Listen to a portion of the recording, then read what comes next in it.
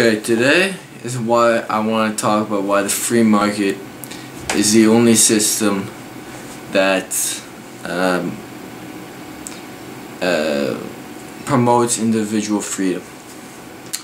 Because really all the free market is a group of people trading freely with one another, making consensual arrangements with no interference from government. And the free market is basically is the only system that provides individuals with freedom and liberty. The freer the market, the freer the individual. The definition of the word market means the exchange between goods and services between individuals. Now, all a free market is individuals trading consensually. There's no government regulations or minimal requirements or any of that. It's not necessary. Now I know what you were thinking.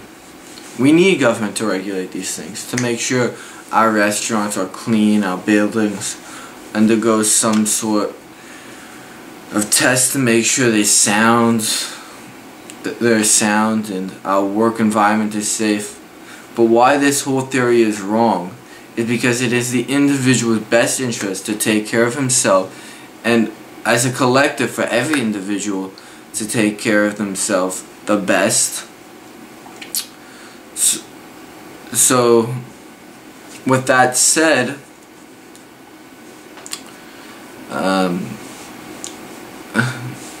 it's in the best interest of the individual to provide a safe building for his clients than it is some government employee.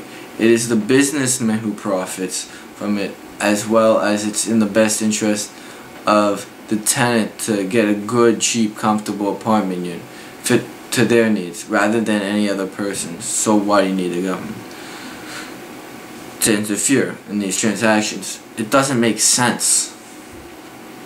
This is all based around an irrational logic that these third-party government workers knows what's better for us than ourselves. Their decisions can make us happier than our own. So as a result, we lose our freedoms when government starts to take care of us. And for the people, it is very easy to get swept up with this, and it's easy for it to happen because of free healthcare, free education, free nursing, and free transit. The simple logic is, if a government can take care of you, it can only properly take care of you if it can make decisions on your behalf. What you can consume, do, and how you should live your life. At the end of the day, why the free market is good is because it gives you the freedom to do what you want and freely decide what you are willing to trade or barter to obtain your needs. Better the freedom to choose than have some government agency doing what they think is best for you. The free market gives you the freedom because it allows you to exchange and arrange agreements between one another without somebody coming in and telling you that's wrong.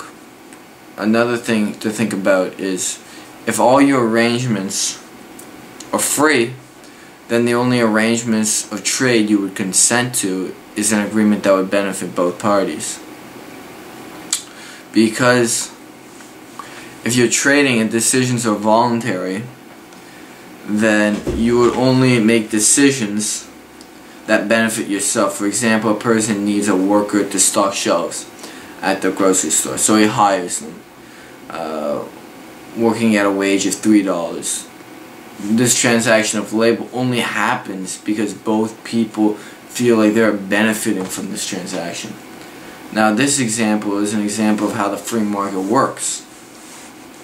An example of how government interference hurts us, even though its good intention is enforcing a minimum wage, which means the government is putting force on another individual, telling them you must pay them a minimum price for their labor. Now you are probably looking at this as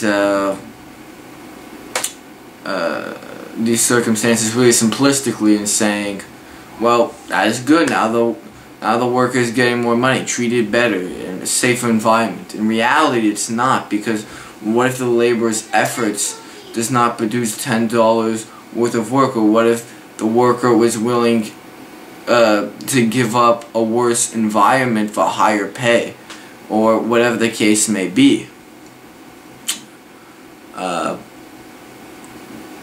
But if he doesn't produce $10 an hour, whatever that minimum wage would be, he couldn't even be hired to begin with, and those jobs would have to go somewhere else.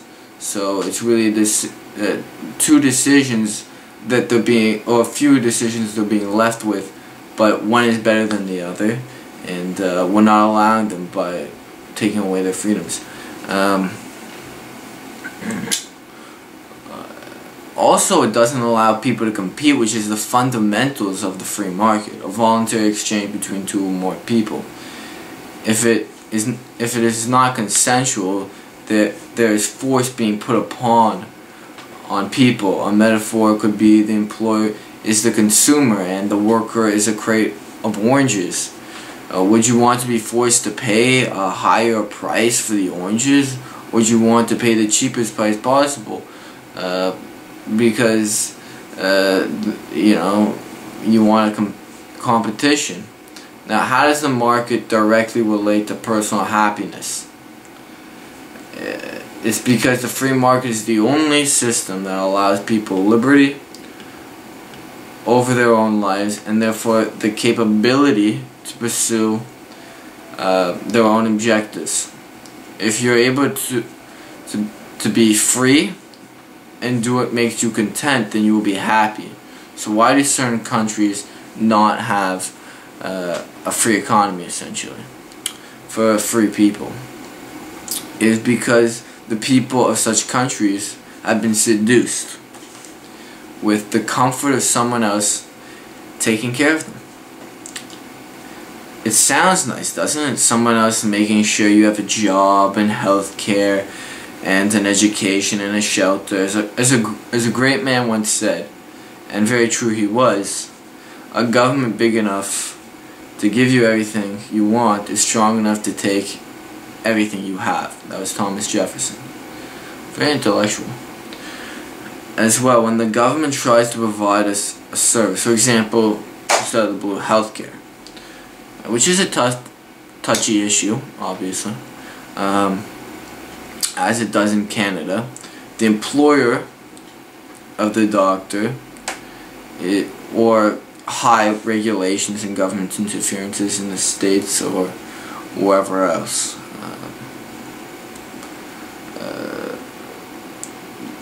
the employer of the doctor is no longer the patient paying for the service of the doctor. Rather than the government is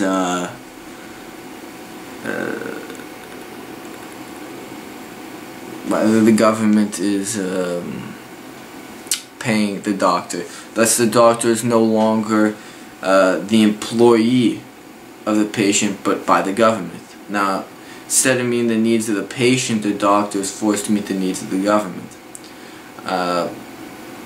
Now, I always say to myself, well, with this being said, is what if the government gave you oral care, like orthodontists, like braces and dentistry, and other needs like housing or whatever it may be? Do you think you would have quality, not quantity, not universal coverage? It's a tough issue because you always think about poor people and people who can't take care of themselves, and there are those people, but they would still live better under a free market system, because under a socialist system, or a system that's becoming more socialist, there is when government grows, it doesn't just take an inch, it will take a mile. It will only keep on growing. Once you open up the foot door, it's like a stampede with government. They don't give a beep about you. They only care about themselves and growing their own little bureaucracies and giving their money and your money really to other people. Now, with this, so that's why the free market is the only system that conveys individual freedom. This is self-evident. Government has affected all of us in different ways, but the extent of government responsibility to its people is to provide a safe environment, which is nice. The only task is to stop one individual from using force and coercion on another, and that's it, no more. As well as tax only as much to provide this service. That's it. The free market requires the government to allow individuals the liberty to live their lives in freedom and as they see fit. Now that is ultimately why the free market will provide you the most amount of happiness, most amount of wealth, and the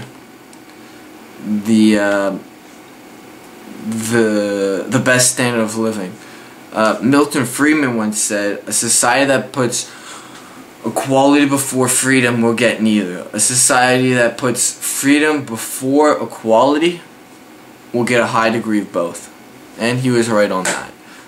With that said, I'm going to end this.